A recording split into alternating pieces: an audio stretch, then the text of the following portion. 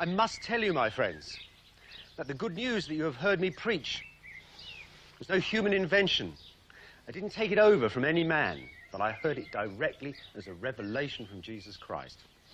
It's a typical blast from one of Paul's missionary letters, the oldest Christian documents in the world.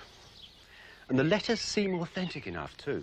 In the last 100 years, archaeologists have dug up all sorts of circumstantial detail that Paul mentions in his letters. And the style, too, is exactly right for a Roman letter of that period, with one essential difference. Paul's vigorousness has actually twisted the rather elegant classical form into a sort of unique tirade, because the man's got a message. He's in fact got the first Christian message to the West. Who shall separate us from the love of Christ? Shall tribulation or distress or persecution or famine or nakedness or peril or sword? For I am persuaded that neither death nor life, nor angels nor principalities, nor powers, nor things present, nor things to come, shall be able to separate us from the love of Christ.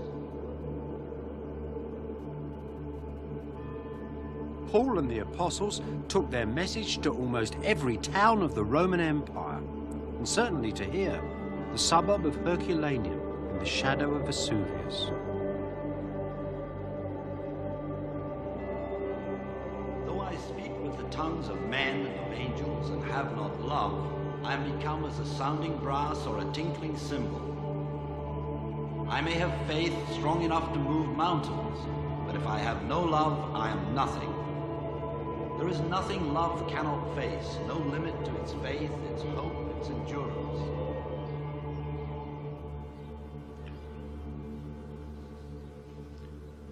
Wow.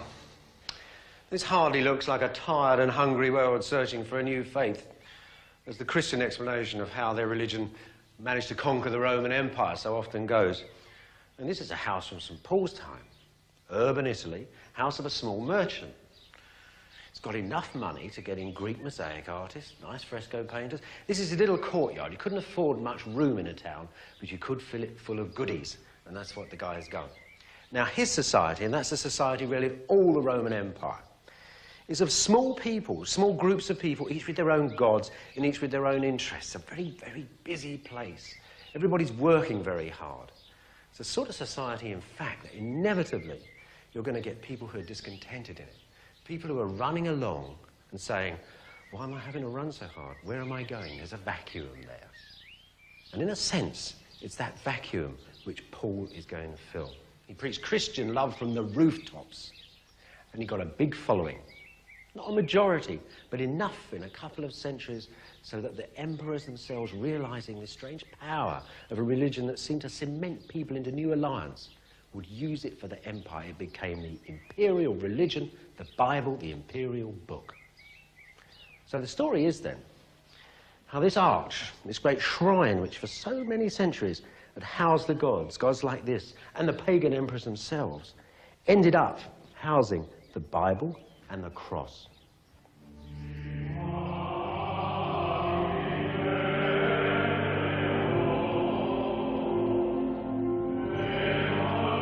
Sunday morning, in one of the oldest churches in Rome, the Bible is carried to the high altar.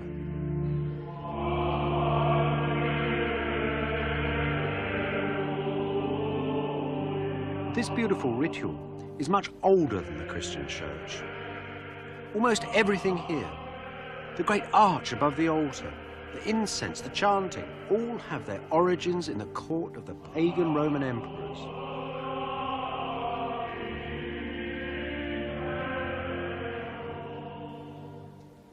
In those days, though, it was the emperors, the great persecutors of the Christians, and not the Bible that sat at the building's center.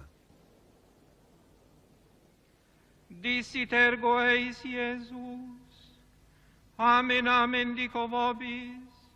These same pagan emperors put the Bible to work, part of their remedy for a failing government. They came down from the throne, joined the congregation, and worshipped Jesus Christ. And they took the Bible and set it at the heart of their empire. And this was the beginning of the Bible's most extraordinary journey from ancient East to modern West.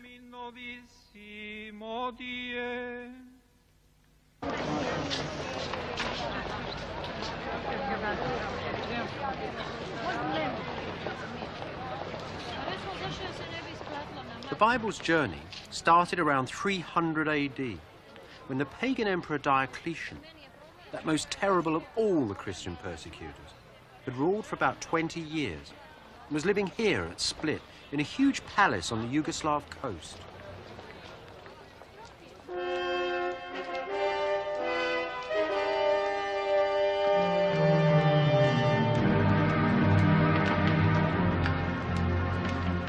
In Diocletian's time, when you came to see that great old emperor, as you walked through these palace gates and into the courtyard of the imperial audience chamber, you'd have been feeling very, very frightened.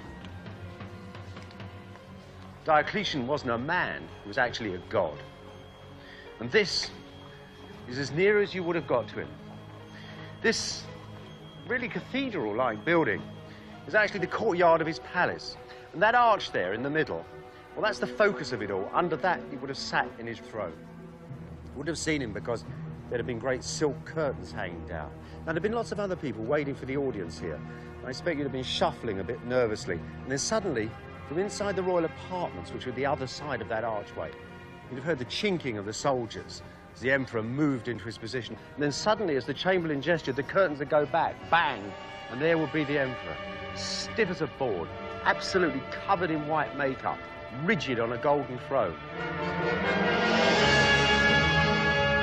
This beautiful silver plate shows it all.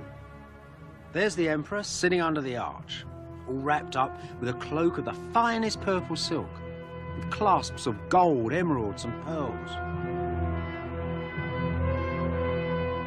All around him, a choir is singing of his heavenly power, and attendants hold flaming torches and waft incense all around the throne.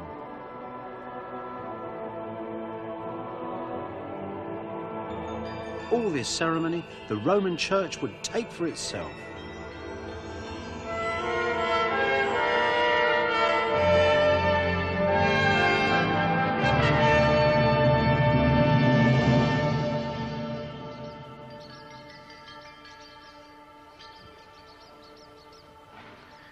This Diocletian wasn't only a god, he was an administrative genius. In 20 years' rule, he completely reorganized the Roman Empire. When he started, it was in a terrible state. The army wasn't getting paid, nobody was paying their taxes, the whole place was disrupted. Diocletian was a very moral man, and he involved this new civil service with an amazing moral structure. He divided up his huge empire into brand new provinces, which he called dioceses.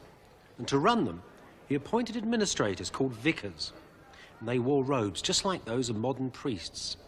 And they worked, Diocletian told them, for the good of the empire. Finally, Diocletian made more emperors, little Caesars, to help him administer this brand new empire. And the entire machine was built up around the image of imperial divinity. Naturally enough, any other universal religion inside the empire, one that wasn't centered on Diocletian, would be persecuted. This isn't because of some imperial ego trip. It's actually because it seemed to be attacking the very center of the structure which Diocletian had set up. One by one, lots of faiths were cut to pieces. In 302, it was Christianity's turn. The persecution was so severe and so sustained that some of the Eastern churches still actually date their calendar from the year of persecution rather from the birth of Jesus Christ. And many of our most famous legends of saints like St. George and things like this are actually legends of martyrdoms that took place in that time. But from the imperial side, all the records are completely gone. There's just one little letter of a magistrate from North Africa. It's a very interesting letter. It tells how he and his colleagues turned up at a little church in the Libyan countryside. And there they asked the church vergers who were in charge whether they would hand over the treasure, or you are dead men. So the vergers handed over their treasures. And then the magistrates wanted the center of the religion, the book, the Bible. Now, these were kept on shelves outside the church, but the bookshelves were completely empty. Where were the books, the magistrates asked. Well, explained the vergers, we've lent them to people, but we actually can't remember their names at the moment. And the magistrates then threatened them with death. And then the report goes that one of the vergers got up and said, "Here we are not traitors, kill us." Now, we don't know whether those men were killed or not, but just think of that. 1600 years ago, in North Africa, a brave, lonely Christian, we don't even know his name, was protecting his Bible.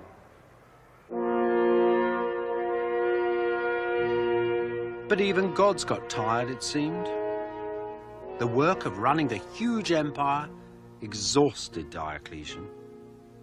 That's why, in his old age, he built his palace at Split, a trout stream that he'd fished in when he'd been a boy. And after he moved in, he took up gardening. These great aqueducts spanning across the landscape, the great road network that still runs around here, that was all part of a sort of nervous system that fed the old man's palace and his nursery gardens for his food. So he lived in this great palace by the sea then. The old man seemed to see his empire fall apart. All those little Caesars he created suddenly started little wars all over the empire. One of his old generals wrote to him, suggesting that the great god Diocletian himself should take the field again. Do you know what the old man said? He wrote an extraordinary letter. He said to his colleague, "If you could come to Split and see these splendid cabbages here that I've grown with my own hands, you'd never ask such a thing." It's a very strange thing for a god to say, isn't it? It's as if the old man had succumbed to that sort of loathing that was generally present in that age, a loathing for authority, a sort of desire to retreat from the world. If you were a Christian middle-class person, you might become a hermit and go to the desert. If you were a Diocletian, you build a palace by the sea and live in it all alone. So that idea of the great imperial god that was sold like soap flakes all over the empire wasn't really on, was it? I mean, Diocletian is just a tired old civil servant doing his thing.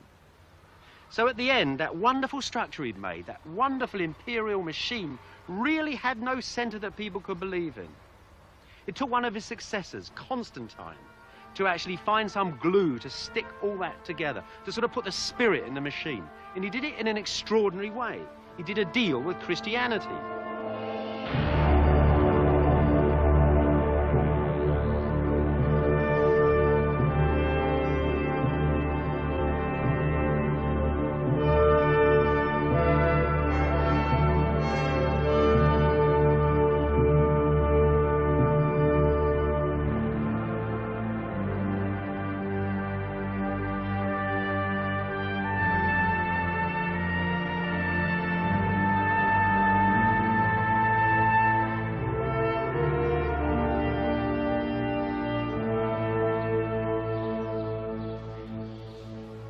Bits and pieces of Constantine the Great. What a man. In fact, that's exactly what he is. Not a god anymore. A vast imperial man.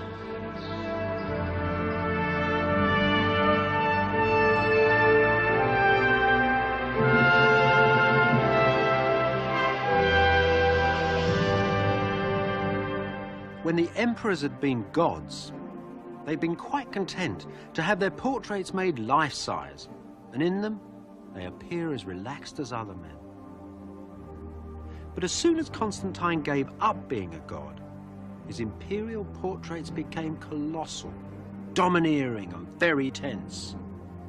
The bizarre relics of a strange man. Constantine's always been idolized by Christian historians, distrusted by pagan ones. Even just recently, a professor said that in his opinion, Constantine had been entrusted from a mission from God himself.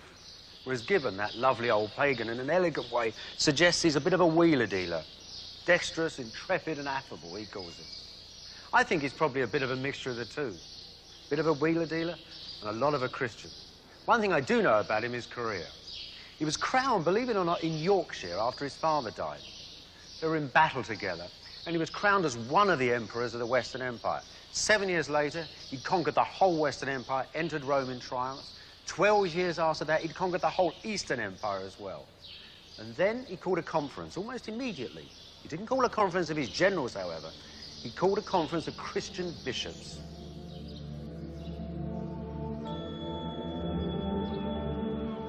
Bishops came from all over the Roman Empire, rich and poor alike, travelling by river, land and sea, to gather at a city that today is close to modern Istanbul. The persecutions had finally stopped, and the great old engine of the Roman Empire was filled with a new fuel, the Christian faith. In this little town, in the year 325, state Christianity, imperial Christianity, was born. This is the legendary location where the bishops came to answer Constantine's summons. This is the place where the first universal council of the Christian church took place. Nicaea in Turkey. And that word Nicaea has given us the Nicene Creed, that basic statement of Christian belief, which is really shared by all Christian churches today. That is why you could say that in this very field, the Christian church has its real beginnings. Every church that is present in the world, you could say, had a member at this council. We're all descended from it, if you like. I believe in one God, the Father Almighty, maker of heaven and earth and of all things visible and invisible. Can you imagine this incredibly diverse gathering of splendid people, all gathered in this hall? You can see them sitting in serried ranks, chattering and talking dozens of different languages. Constantine hadn't convened his council to come here and talk about church business of the day. He'd come to talk about the nature of power and where the demarcation was. Power in heaven and, of course, its alternative power on earth. The creed, that creed which we still use today, fluffed up a bit and everything, but that essential creed was proposed to the council by Constantine's own secretary. He'd been the Bishop of Jerusalem, and in Jerusalem, since the earliest days of Christianity, this basic creed had been recited at baptisms. And it was that, with just a few alterations, that Constantine managed to encourage the majority of bishops here to accept. Doubtless, they actually believed it as a serious theological statement. They felt deeply about the nature of God. But I can't help feeling that Constantine was after something more than just abstract theology. Look, I'll show you what I mean. It's to do exactly with the shape of God. If you have God as a father, a great power that sits in the sky, and then you have this divinity that sort of trickles down so that you have Jesus, his son, and you have saints and holy men and popes and bishops and emperors, and everybody has this little bit of divine power. It makes a very muddy picture for Constantine. He wants to be the main act on earth, and that means, of course, cutting out all these little trickle-downs of power and stuffing God clearly up into heaven. This issue comes over very clearly with Jesus Christ. There were many bishops here who would have died for the belief that Jesus had been a man and a God in one person on earth. Now that means, of course, that there could be other men who had become gods as well. And these could then set up as opposition, or as confusers, you might say, to Constantine's supreme position of power. So, the Holy Trinity, which is, as I said, a deeply believed doctrine, actually served Constantine to push all this up into heaven. God, you could say, was composed of the Father, the Son, and the Holy Ghost. It's very mysterious, but sure enough, it's way up in the sky, far away from power. Constantine's down here on his throne. I believe in one God, the Father Almighty, maker of heaven and earth and of all things visible and invisible, and in one Lord Jesus Christ, the only begotten Son of God. So these theological issues, which at first might seem pretty obscure, can actually have a direct effect on the power of governments and kings. And that's why, throughout the ages, people have been killed in the name of Jesus Christ. All things were made.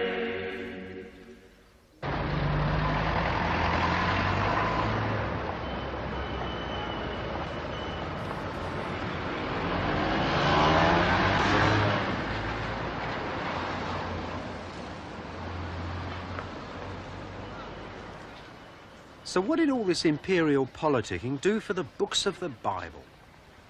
In short, It made them the guidebooks of the Western world.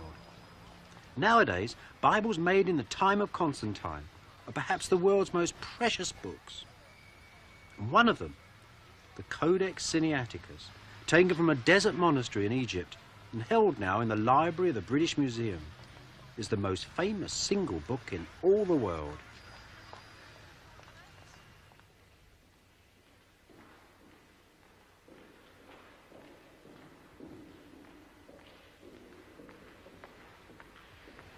You know, it's very possible that this Bible here is actually one of the Bibles, one of 50 Bibles ordered by Constantine for his new church.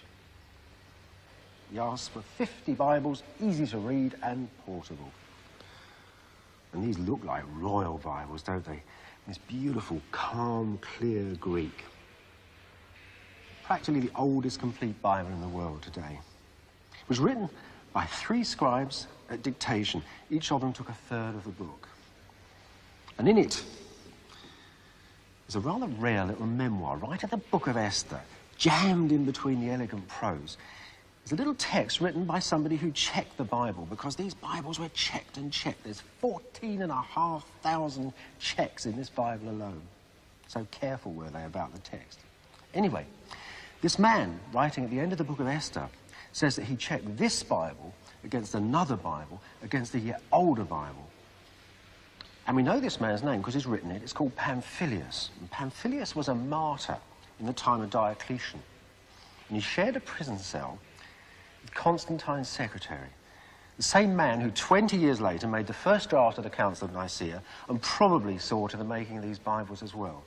So think of that. Think how the Bible has triumphed, how it's come through. And that care is astonishing. There is no other ancient book in the world which is so perfectly preserved. The text in this Bible is exactly the same as the text in earlier Bible fragments 2 centuries before.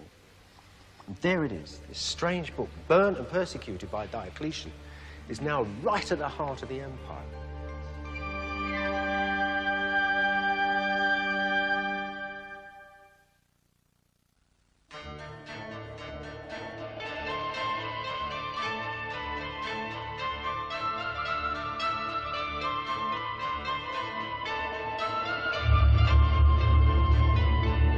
Asia Minor, at the very centre of Constantine the Great's new empire, was the natural site for a new imperial capital. A new Rome, set halfway between East and West, between the Danube and the Euphrates, where Europe meets Asia, and where modern Istanbul now stands. It would be the first Christian capital of the Roman Empire. With his usual modesty, Constantine called it Constantinople. Like Constantine himself, the city was filled with superstitions, ancient signs and symbols, memories of much older gods.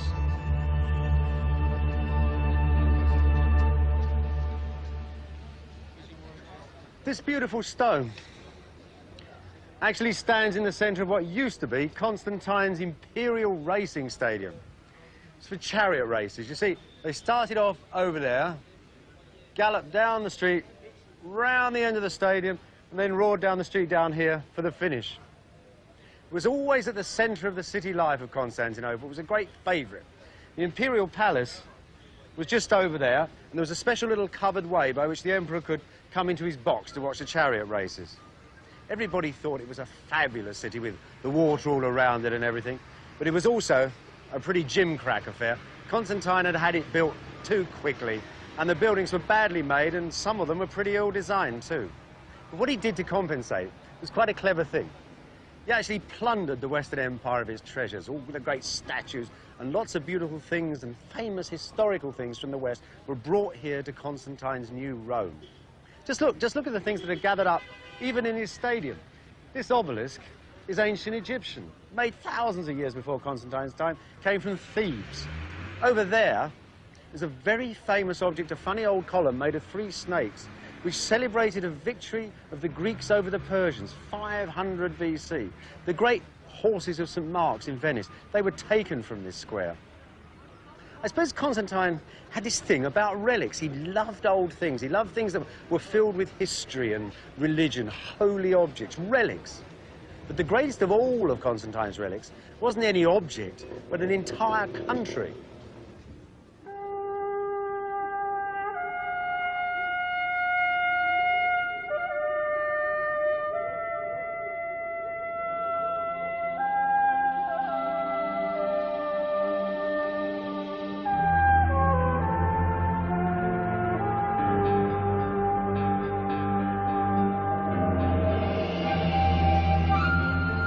The Bible told that Jesus had lived in Palestine.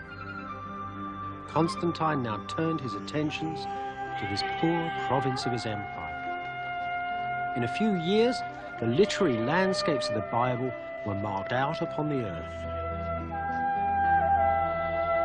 Constantine made Palestine into a holy land, the birthplace of his new imperial religion. The Nicene Creed had said that Jesus was born of the Holy Spirit and the Virgin Mary. Constantine now built a church of the Nativity at Bethlehem, an ancient sacred spot selected by Constantine's bishops, controlled by his imperial church, and sacred still today.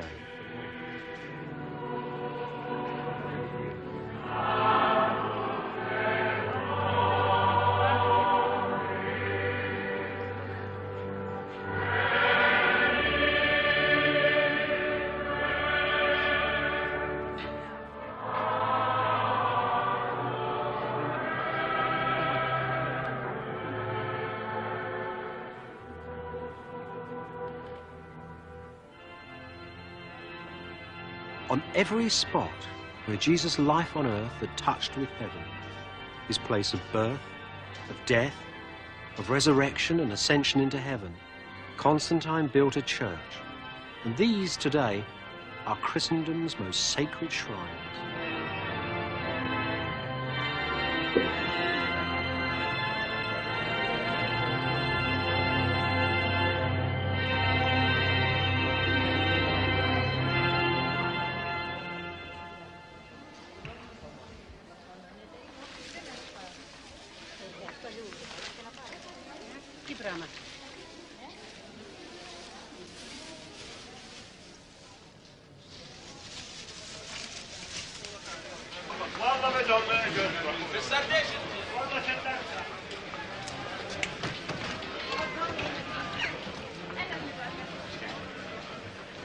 Constantine built the biggest of his churches at Jerusalem, the place of Jesus' crucifixion and entombment.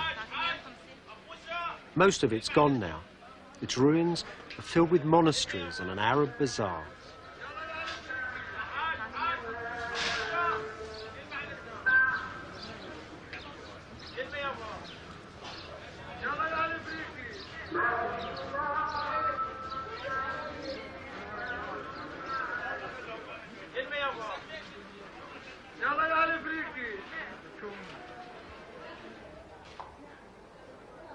صباح النور. ممكن نشوف المخزن بتاعك انت؟ شكرا.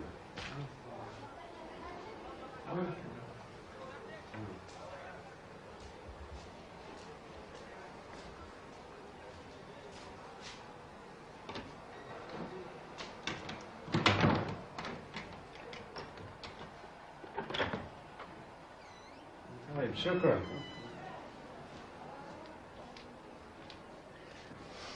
This isn't just an ordinary baker's storeroom. Look at the walls. Look at those huge stones. Only Herod the Great, or the Emperor Constantine, ever made walls in Jerusalem with such big blocks of stone. In fact, that's the end wall of Constantine's church. Even in his day, there were little shops along here. You could walk down through the street, through the market, look into the church, into its great glittering nave. Isn't that extraordinary?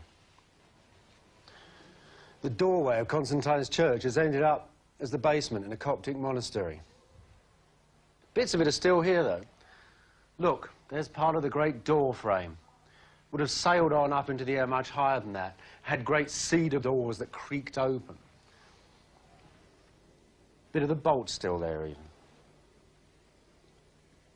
There's an extraordinary letter which was written from this very spot where I'm standing, right from the middle of the doorway, looking out from the little marketplace, looking in towards the great church beyond. It's written by Constantine's secretary, and he thought it was the marvel of the age. He describes rows and rows of columns going back hundreds of yards. And above it all was the coffered roof that Constantine had wanted. And the coffered roof, his secretary said, had so much gold on it that it seemed to flash and fill the church with its light, coming right down through the lights and running across the pavement.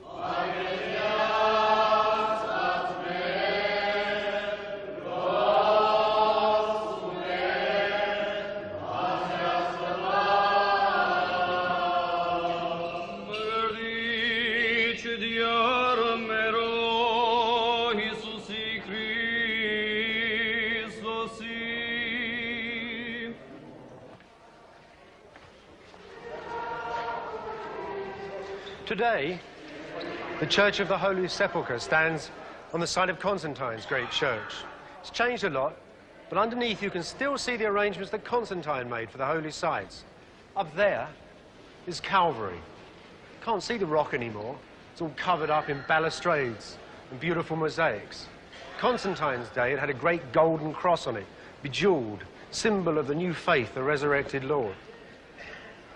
I'm standing approximately on the side of the road which once ran round the walls of Jerusalem. And over there is the site of Christ's tomb. "1,700 years on, and the pilgrims still visit the place which Constantine's bishops had decided was the tomb of Christ."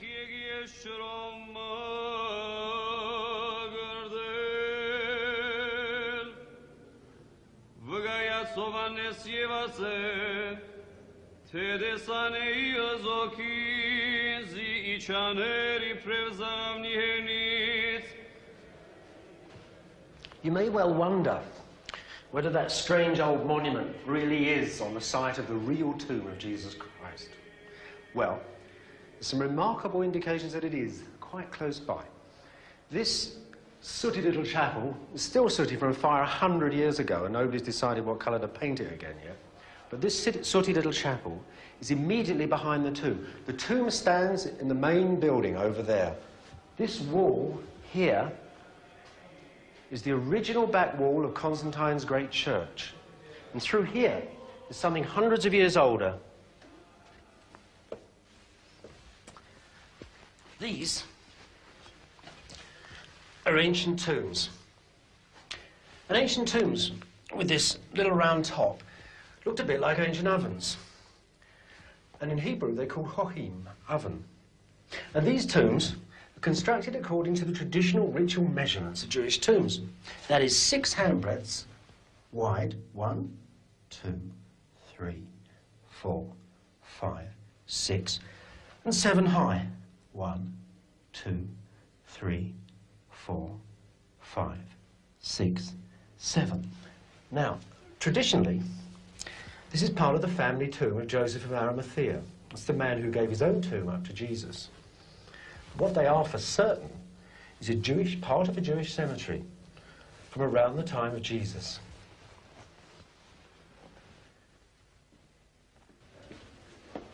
So, that proves conclusively that Constantine's site in which he built Christ's tomb was really in the middle of an ancient Jewish graveyard.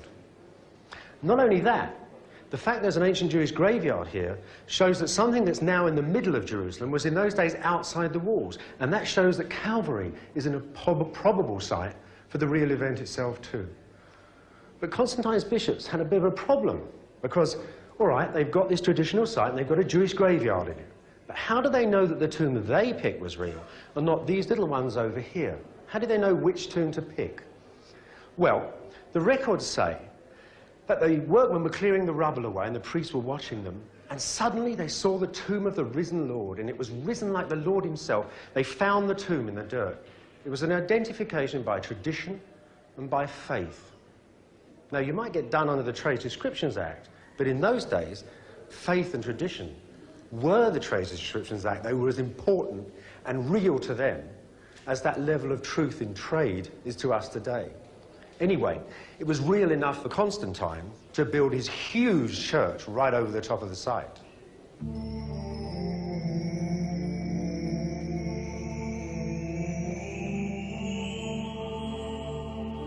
Christ's tomb became the centre of Jerusalem, and Jerusalem for 1,000 years the centre of the Christian world, the place where the point of God's compasses had touched the earth and scribed out the circles of the universe. And Constantine? It's said that he was baptized finally on his deathbed. His ministers had been so scared of him that no one would touch his corpse for months. The man had still ruled as he'd rotted on his throne.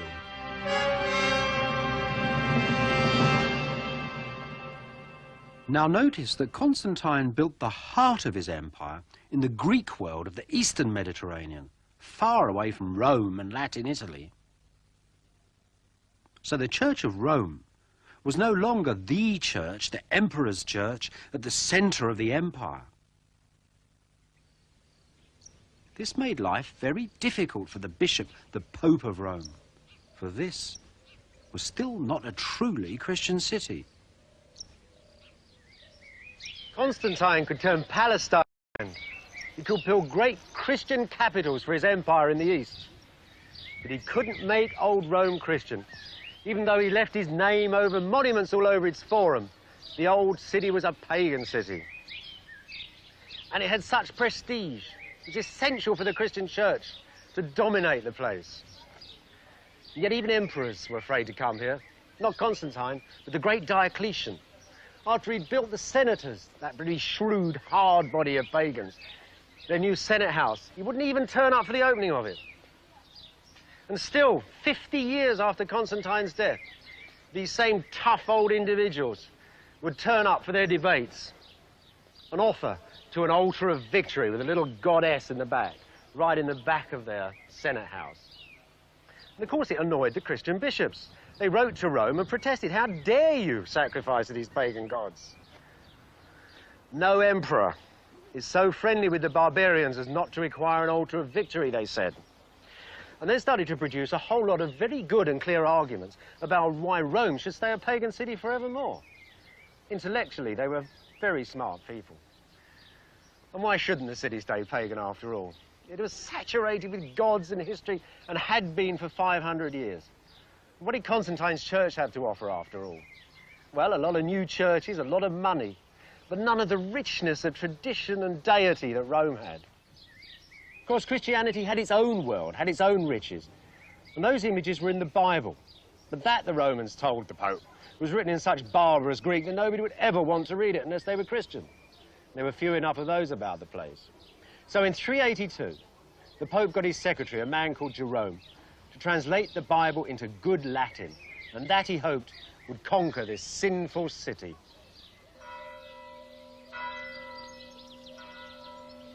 Jerome was born in 342 in Aquileia on the Italian Adriatic, just up the coast from Diocletian's palace.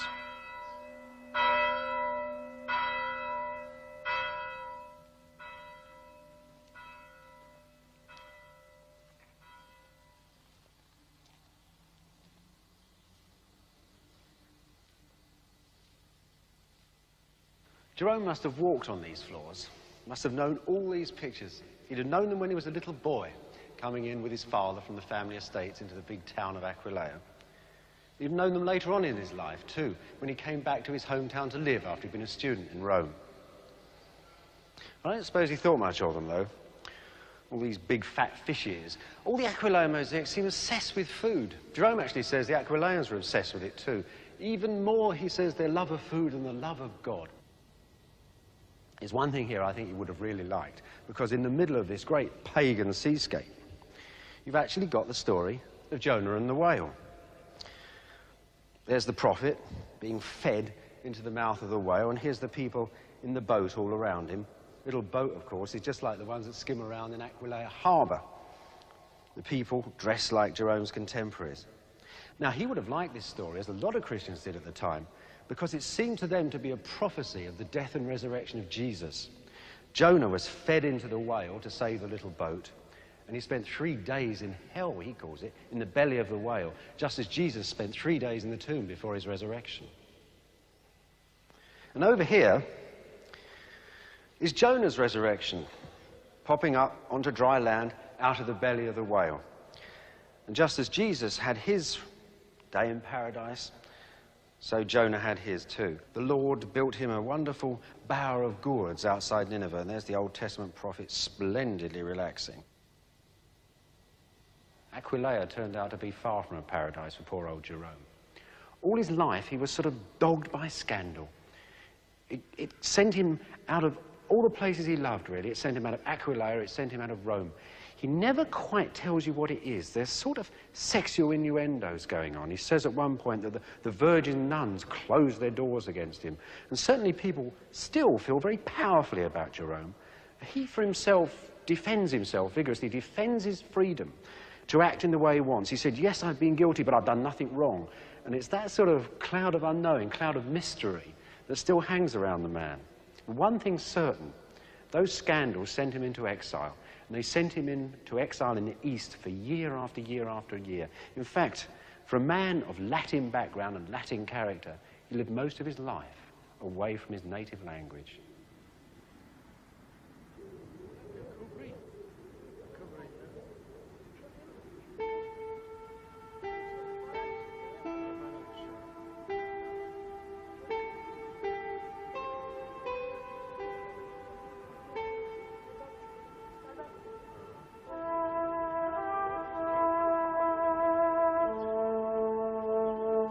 Jerome spent much of his time traveling.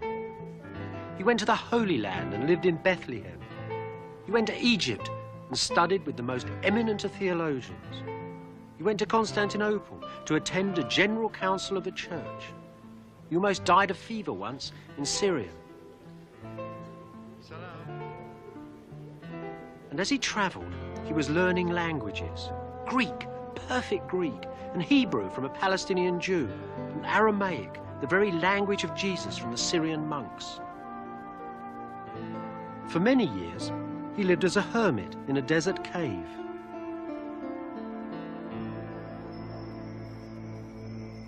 This is how so many artists like to see Jerome, assailed by demons and fortified by God in the deserts of the soul. He's such a favourite subject, I think, because his writings are so human. The candour of his letters is amazing.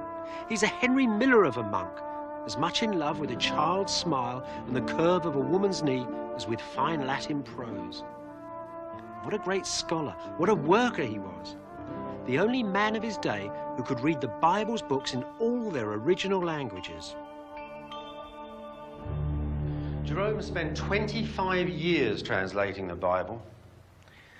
It was a colossal enterprise, and one, I think, to which his whole attitude can be summed up in just a little story. Remember that lovely scene of Jonah sitting under his bower of gourds? Well, when Jerome was working on the book of Jonah, right from the original Hebrew into Latin, he realized the word wasn't gourd at all, but ivy, and he translated it as ivy. Now that scene was a favourite amongst early Christians. It was all over pictures in the churches and all over everywhere. Nonetheless, ivy went in the Bible. Now, when the translation was read out in a North African church, his friend St. Augustine wrote him a letter saying there'd actually been a riot. People had screamed and run out of the church. St. Augustine also suggested that perhaps Jerome should lay off the novelty because the book as it was perfectly good for guiding the faithful. But Jerome would have none of it. He once said, some of his critics had porridge for brains, he was after the truth. He said he was after separating the mud from the water. He said you should look at the Bible text like a hunter looks for game in the forest, for the truth alone. And what a man. That amazing honesty, almost naivety, his actual desire for a fight, all that gives that prose an amazing bounce. His Bible was a superb Bible. Some people, in fact, think it's the very word of God itself.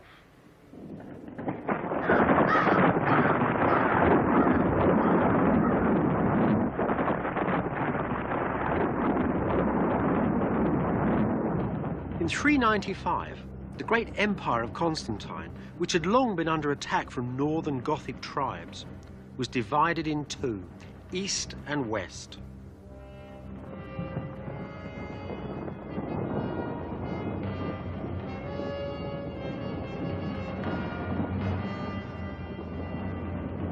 In 410, the Goths arrived at Rome itself. What will be left to us, the senators asked of the Goths, when they demanded an impossible ransom? Your lives, came the reply. Old Rome was looted and burnt.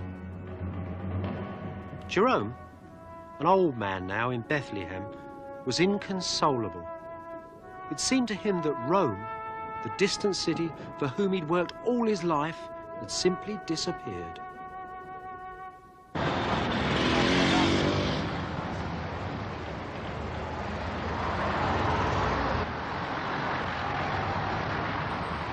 When Rome had been plundered and half destroyed by the northern tribes, he said the world, the universe, had been quenched in a single city. So you can imagine he'd be quite pleased to see Rome today. Actually, in those days, this part of Rome, Jerome's time, was vineyards, lovely big vineyards stretching up the hill, with just a few rather exclusive villas dotted in between them. He knew the area quite well. He certainly knew that church.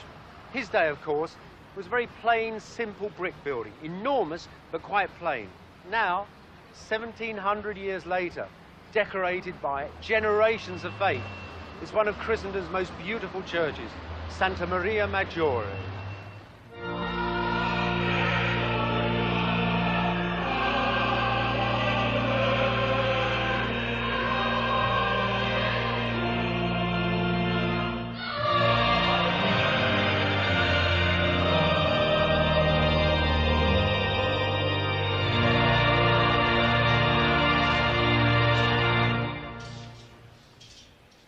They say that the high altar of Santa Maria Maggiore contains the bones of 40 saints, including Saint Jerome.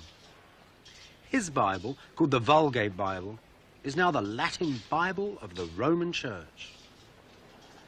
In illo tempore disit Iesu turbis Iudeorum, ego sum panis vivo qui de cielo descendi. Si quis manduca verites o pane vivet in aeternum, e panis quem ego davo caro mea est pro mundi vita.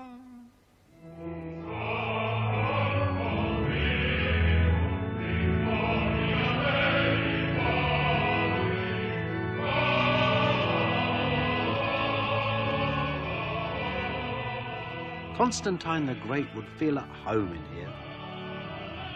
The priests are still dressed like his courtiers. The church is like the throne room of his palace.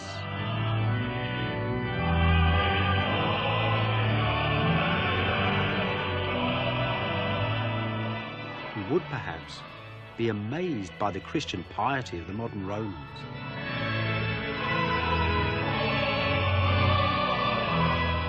And the prestige of their church too.